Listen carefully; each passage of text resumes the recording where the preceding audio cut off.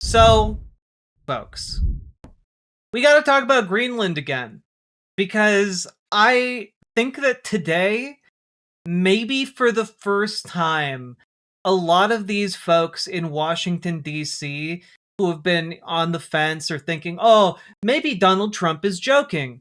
Oh, he's just playing hardball to try and ineffectively get Denmark to come to the negotiation table and sell Greenland to the United States. That's why he's threatening war with to send soldiers into Greenland and seize it.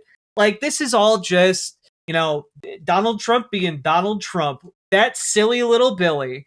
And I think people are slowly in the DC circle waking up to the idea that he's not joking and he's not being just a silly little guy about it.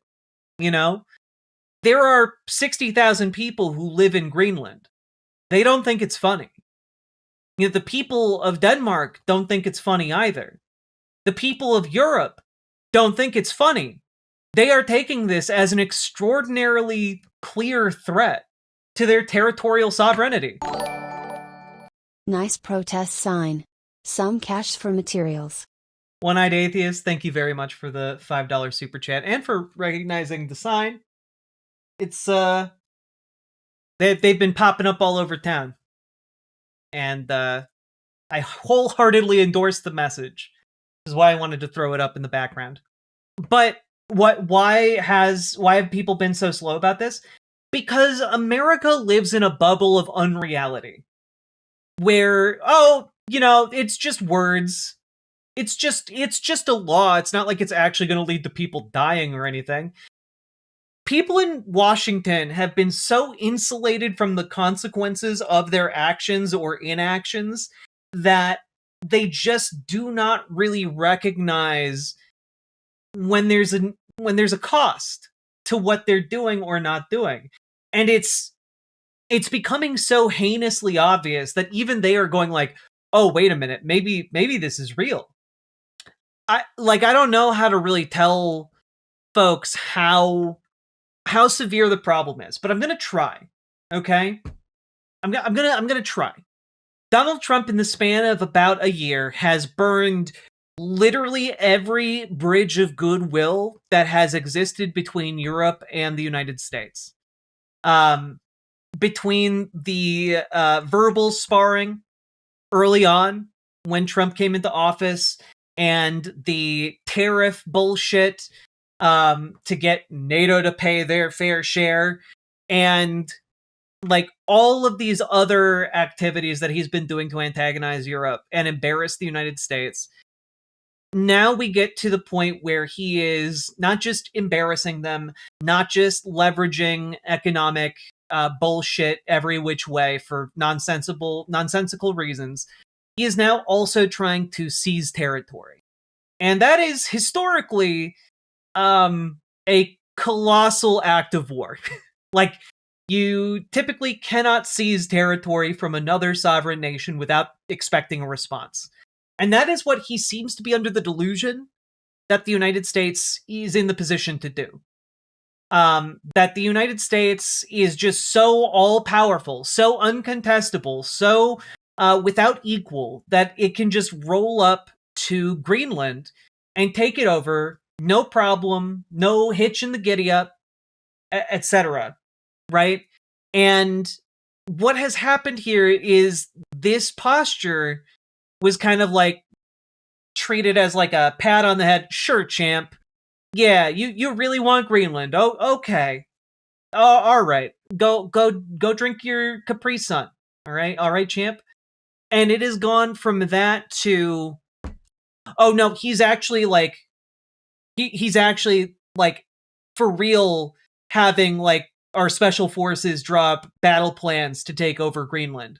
Oh, he's actually for real continually threatening world leaders, not as a joke, not as in a wink wink nudge nudge kind of way, but in a, oh no, he actually wants to go for it way.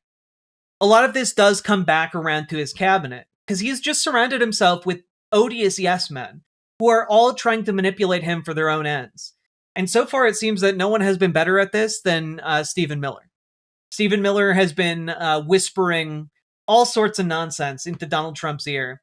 And this rampant imperialism, the occupation of Minnesota, all of these things seem to be the brainchildren of Stephen Miller. And after the ousting of Nicolas Maduro, that has left Donald Trump feeling high on his own supply. And so he turns his attention to something he has always coveted, Greenland. And I talked a little bit a few days ago about how the announced tariffs from Donald Trump gave me like a bit of hope, because it is not a further escalation militarily to occupy Greenland, right? Like, it's not like he's readying planes on the tarmac or anything. However, it did still represent an escalation, right? It wasn't an escalation in direct military conflict, but it was an escalation that was going to always come with real diplomatic, if not economic costs. And one of the things that has been written about extensively now is that Donald Trump had, in his, I'm going to leverage a 10% tariff on all these countries that are sending troops to Greenland. Haha. That'll show him. And it'll go up to 25% if they're still there by March. Hot take: how about an act of Congress that removes this presidency's ability to issue pardons? I think that's a reasonable first step. Unfortunately, I don't think we're going to get anywhere close to that reasonable first step. If that ever does happen, it's going to be after Donald Trump completely and utterly implodes. Which, I want to be clear, today that should have happened. Today should have been the day that brought down Donald Trump. In any sane world, if you manage to make it here, today, his actions on the world stage should have been the ending of his ability to govern as president. And we haven't seen that yet. So we'll see about any kind of sane first steps, So we are in a pretty awful space right now. But Jack, the people are aroused. People are aroused. I haven't seen True. people so aroused in a very, very long time. True. God damn it. I want folks to understand that in retaliation for what Trump has done unilaterally with tariffs, the 10% escalating to 25% tariff on these nations, and to be clear, he hasn't put these enacted yet, as far as I know, but he has called for them, which he is, I guess, because Republicans have abdicated their responsibilities to Congress, have just given him the power to do at will. But I want y'all to know that Europe is going to retaliate.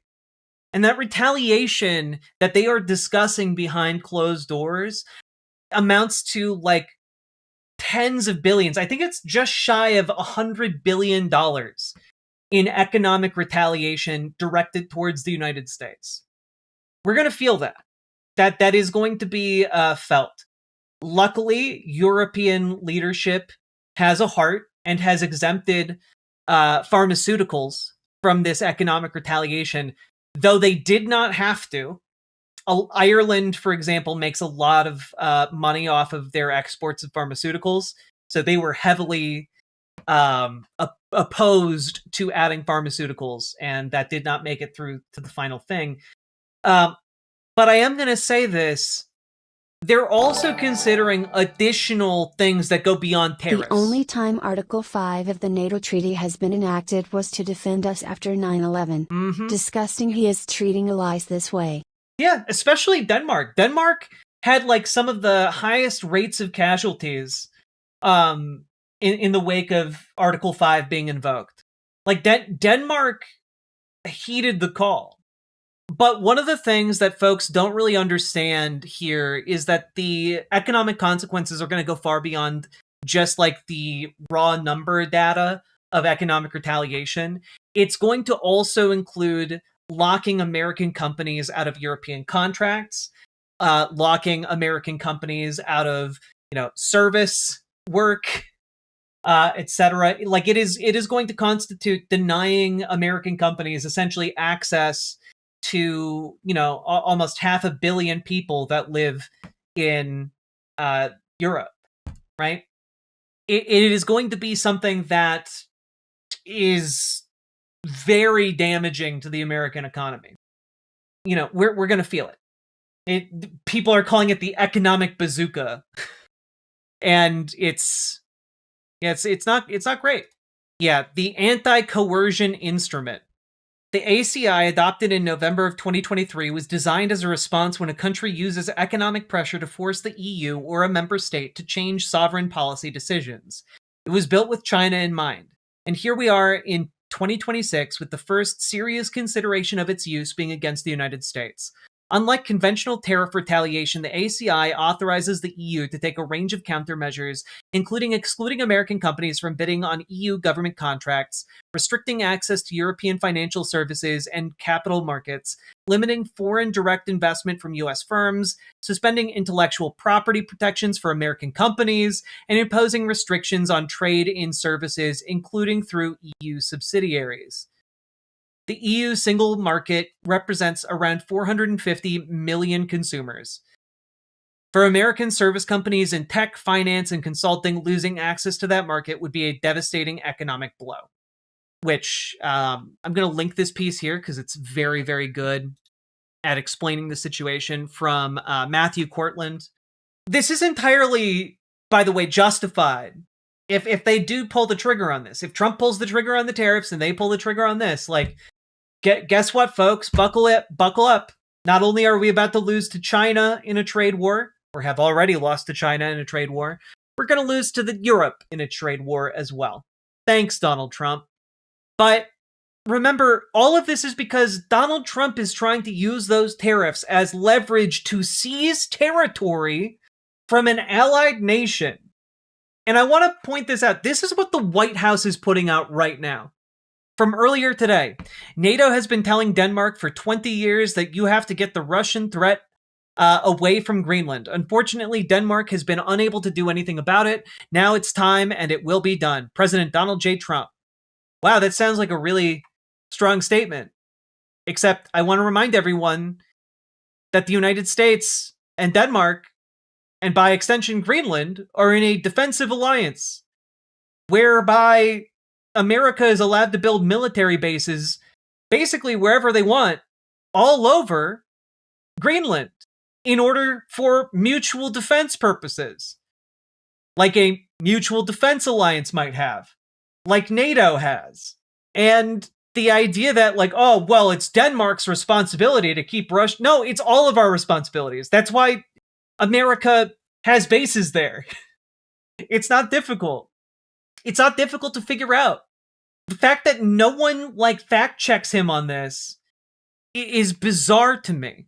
But I wanted to share with you really the breaking point for me. Now I am thinking of a bizarre alternate timeline where Europe suspends our IP law and so much bootleg Spider-Man content comes out Disney steps high to stop Trump absolute reality TV BS. I mean, yeah. I mean, the door is open to that possibility right now, Nathan, and that's just utterly bizarre. But I wanted to share this with you guys because there's genuinely just no words for it. So many folks might be aware by now that there is a series of messages that have been leaked between the head of Norway, the Norwegian Prime Minister, Jonas Støre, and Donald Trump. And this, I have to be completely honest with you guys, I was going to go live last night and talk about this, and I just sat there staring at this because I could not wrap my head around how utterly insane this all is. How utterly delusional, how utterly demented, and, like, insane our president is. This is from CBS. CBS did a Freedom of Information Act request to get the whole exchange. Earlier, we shared part of the text exchange between Donald Trump and Norwegian Prime Minister Jonas Støre. The BBC's US partner CBS News has now received the full version after it was released under Norwegian Freedom of Information law. The message Jonas Støre sent was on behalf of himself and the Finnish president Alexander Stubb. Here's the exchange. Message from Støre to Trump, 18th of January, 1548. Or at 1548. Dear Mr. President, dear Donald, on the contact across the Atlantic, on Greenland, Gaza, Ukraine, and your tariff announcement yesterday, you know our position on these issues, but we believe we all should work to take this down and de-escalate. So much is happening around us where we need to stand together. The letter reads like a shit tier meme. I can't even send this to my mom because she'll just dismiss it as fake. Yeah. And unfortunately, it's real. It is real. We are proposing a call with you later today, with both of us or separately. Give us a hint of what you prefer. Best, Alex and Jonas. Message from Trump to Støre, 18th of January at 16:15. Dear Jonas, considering your country decided not to give me the Nobel Peace Prize for having stopped 8 wars plus, I no longer feel an obligation to think purely of peace, although it will always be predominant, but can now think about what is good and proper for the United States of America. Denmark cannot protect their land from Russia or China, and why do they have a right of ownership anyway? There are no written documents, it's only that a boat landed there hundreds of years ago. But we had boats landing there also. I have done more for NATO than any other person since its founding, and now NATO should do something for the United States. The world is not secure unless we have complete and total control of Greenland. Thank you, President DJT. That's where we're at, folks. That's where we're at. The President of the United States is whining in DMs to the Prime Minister of Norway and the Finnish president and saying, you guys didn't give me the Nobel Peace Prize, so I'm going to invade Greenland. Do you know how stupid that is? This is the setup for like a goddamn like a literal joke. Give me the Peace Prize or I'll kill you. Like, are you kidding me? I can't believe it. I mean, I can because it's Trump, but I just big sigh. But like the issue is, it's like we can't just be like, oh, it's stupid and then move on. Like this is a big deal. Like, yes, it's stupid. Yes, it's demented. Yes, it's insane. But the guy who is at the center of it, who is making these decisions and commanding one of the largest militaries on the planet, is the guy making the decisions. I know I said that twice, but I really wanted to hammer that part home. And Congress has abdicated their responsibility to do anything about him. His entire cabinet is full of morons and influencers who have no idea what the fuck they're doing, other than, trying to brutalize non-white people. And like, my hope is that this doesn't bubble over into like actual boots on the ground shit, because guys, Europe isn't taking this as a light threat. They're not taking this as a hee hee ha ha type of thing. They're throwing troops into Greenland. Here are the Danes deploying in Greenland.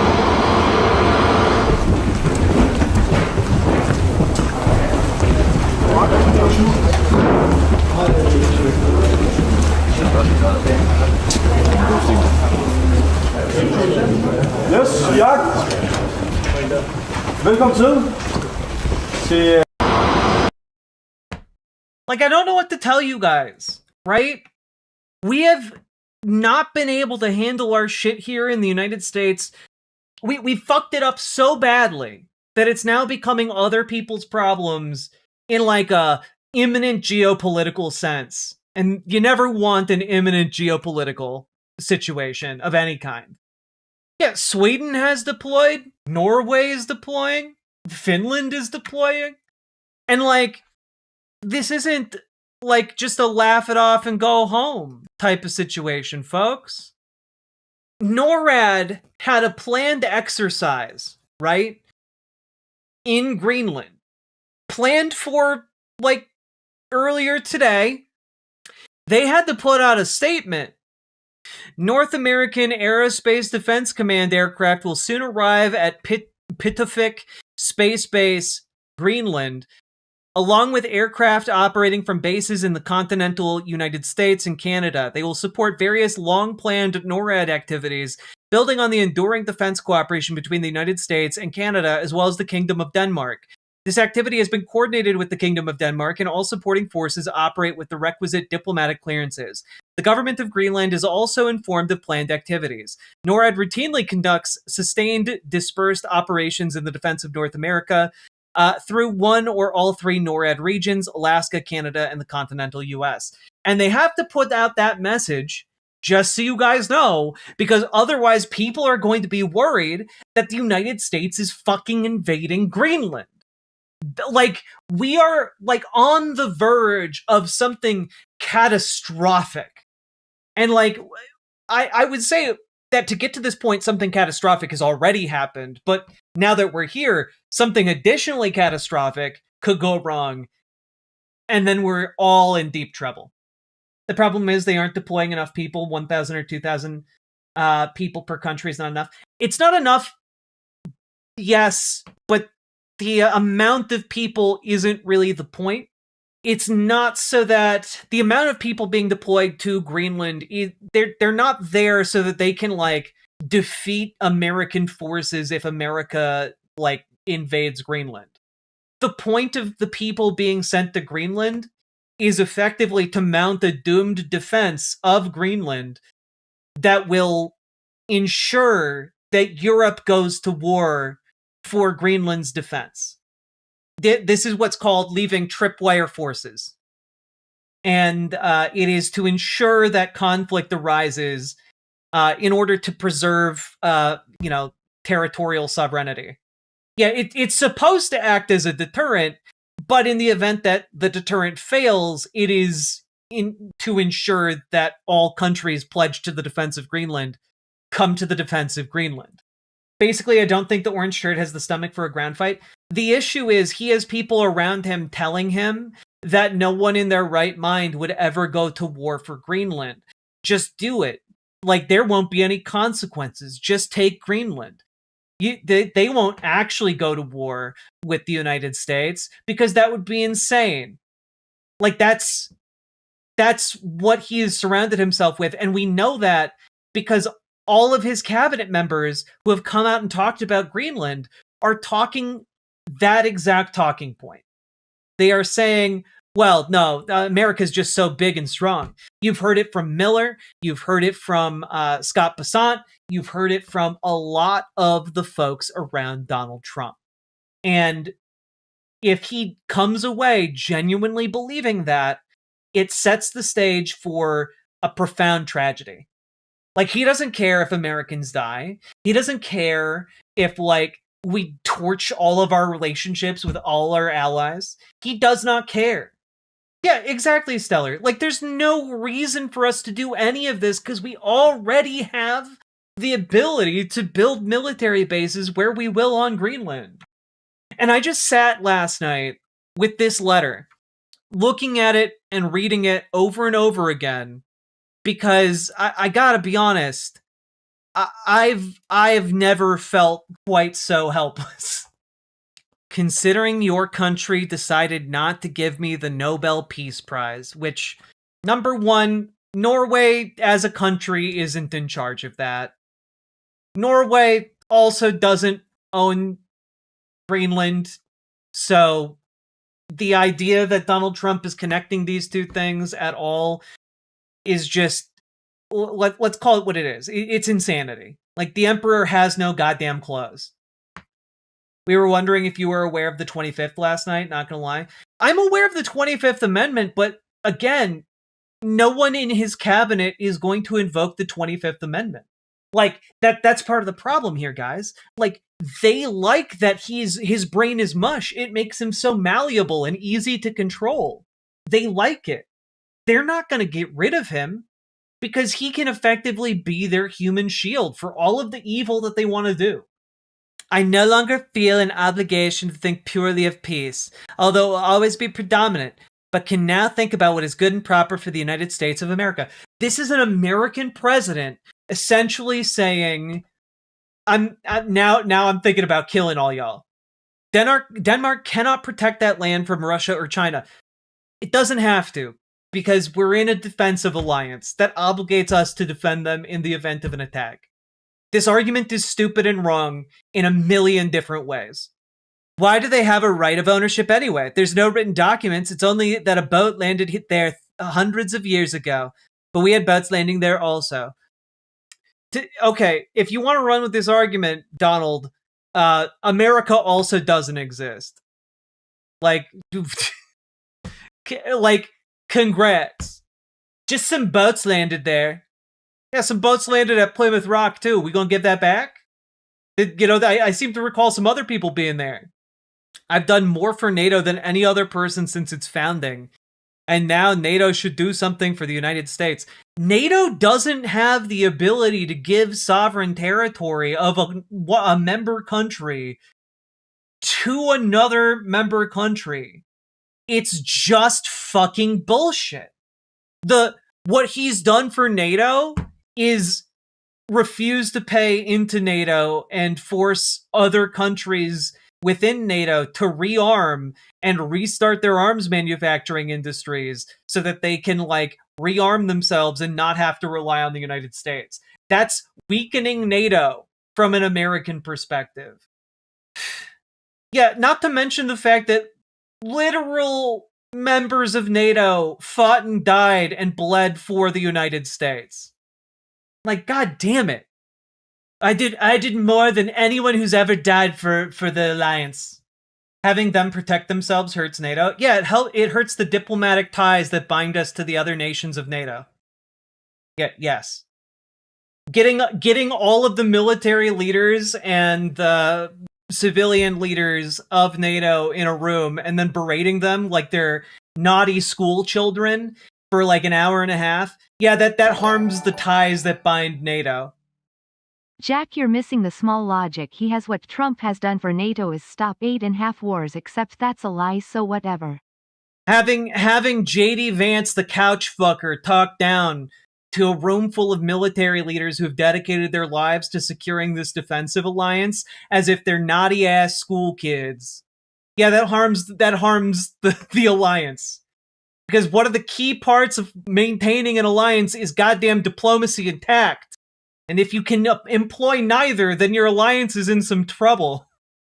Also, just throwing it out there, the whole I'm tariffing all of our allies thing also doesn't help. If the US is so powerful, why haven't we been part of a winning war since World War II? Because we've been fighting against insurgencies while trying to occupy huge amounts of territory. We haven't been fighting a war like World War II. We've been trying to subjugate people that the American state viewed as lesser than. And it turns out they were innovative, and they were able to fight back. And they were able to beat us out. Yeah, a key part of a diplomatic alliance is not threatening to invade your allies, actually. I'm just going to say, I'm really scared of what's going to happen here. I will say that I am somewhat heartened by the fact that there seems to be some pushback as of today among Republicans in Congress. Some hardliners even are coming out against this. And that's good, but it's nowhere near enough. Okay? There's nowhere near enough Republicans in Congress coming out against this shit. And I'm really, really worried that this could go really, really poorly. But I will say today is a start, and I'm hoping that as dissatisfaction among the American people builds, because even Republicans do not want us to militarily invade Greenland, even Republican voters, the median Republican voter does not want to invade Greenland. And certainly doesn't want to invade Greenland if they know that it would bring about a war with all of Europe. But that's where we are right now, where we're like, well, maybe the median American voter is smart enough to realize that a global war with Europe would be bad. And man, that is rolling some dice. That's where we're at. We're not even 3 weeks into the new year, guys. And I had to sit staring into the void last night, worrying that a madman could take us over the brink into something truly catastrophic. And that worry is not gone today. I was hoping it would be. I was hoping that the reaction today would be like big enough and deterring enough that Republicans would be coming out in one voice against this. But we're not there yet. And that is deeply, deeply scary. And to all the folks watching from outside the United States, we are going to keep on trying our best here to change things. And I am deeply sorry and deeply embarrassed for what my country is doing to all of yours. I'm deeply sorry. And I understand that there is going to be a long process of rebuilding trust geopolitically between nations, because this stupid fucking asshole burned it all down for no reason other than to flatter his own vanity. And I am, again, very sorry that a sizable enough portion of this country was so utterly failed by Democrats and so utterly charmed by Republicans that he made it into office a second time. Fellow Americans, it's incumbent upon us to build up a movement based in grassroots local politics that can kick these pieces of shit to the curb. Whether they are complacent Dems who have been paid off by moneyed lobbyists, or Republicans who are just openly embracing evil, we need to build up a movement that is capable of telling them to hit the bricks and get the fuck out. Okay? Because I have no illusions that when I say, oh, join your local Dems, join your local DSA, that is sending you to do an easy task. You know, the first step, of course, is showing up for your local meetings. And that's where the majority of the work is, like just showing up. But that doesn't mean you're not going to face opposition in your local Democratic Party.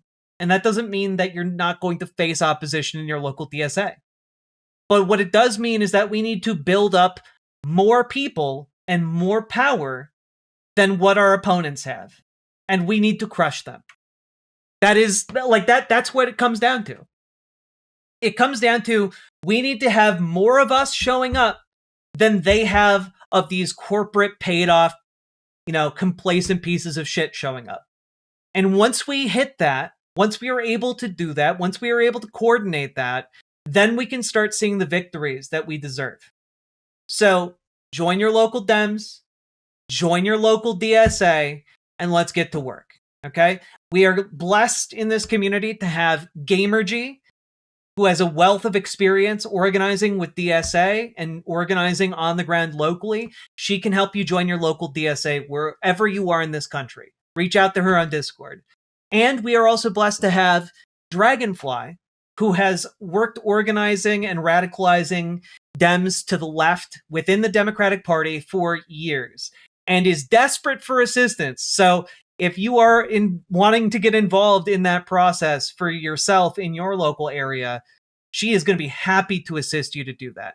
Reach out to Dragonfly for help with your local Dems. And folks, I can't say that any of you will have enjoyed this, but if you got anything out of this segment, hit that like button. Please consider subscribing. And if you are really liking it or getting anything out of it, leave a comment longer than 8 words. The algorithm likes it when they're longer than 8 words. I don't know why. Just does. And last but not least, check out ImogeneOlivia.com. Gender euphoric lingerie designed from the ground up for trans femmes. Tested on cis men, cis women, non-binary folks. Check it out. Non-tucking lingerie. New colors and styles coming up in the next few months here. Stay tuned. And with that said, let's keep on going. As got a lot of problems, and we got to start dealing with them. Riverboat Jack is coming to town. All the viewers gather round. Twitch and YouTube and swishy streams. All that content is bursting the scenes. Politics, gaming, and plenty more. Your sense of fashion you'll adore. So grab your stuff and hop aboard. We're going straight to Jack's Discord. Riverboat Jack.